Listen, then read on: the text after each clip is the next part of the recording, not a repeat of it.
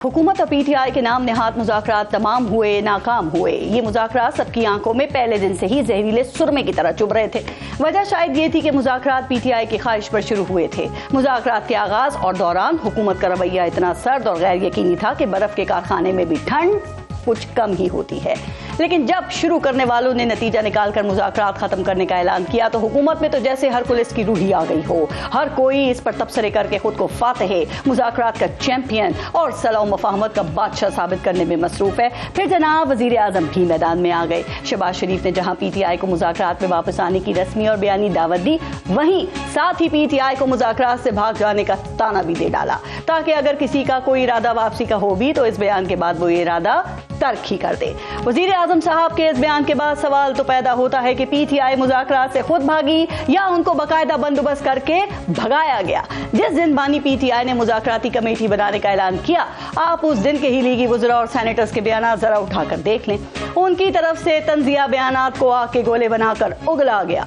मुज़ाकरात को पीटीआई की मजबूरी और कमजोरी कहा गया। एस्टेब्लिशमेंट से बातचीत के ताने दिए गए। शुरू में पीटीआई ने 4 मुतालबात सामने रखे, जिसको हुकूमत ने सिरे से ही मानने से इनकार कर दिया।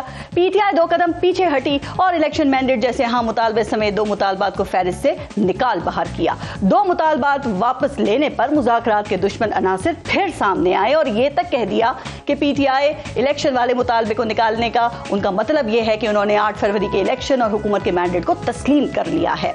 मुज़ाकरात की हर नशस्त में कमेटी ने अपने एलामिये में लिखा कि पीटीआई कमेटी की इमरान खान से मुलाकात करवाई जाएगी, लेकिन हर बार ये वादा तोड़ा और उनकी मुशावरत को महदूद किया गया।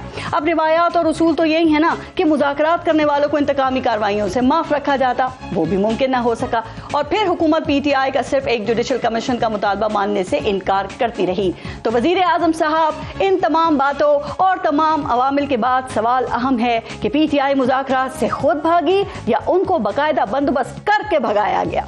वैसे देखा जाए तो सारा कसूर हुकूमत का भी नहीं है, कुछ गलती पाकिस्तान तहरीक इंसाफ की भी है। इमरान खान का वज़ीर आज़म के लिए अर्दली जैसे लफ्ज़ को इस्तेमाल करना भी गलत है। मुज़ाकरात के दौरान अपने एक्स अकाउंट से सख्त ट्वीट्स करना और बात बात पर धमकियां लगाना भी गलत है।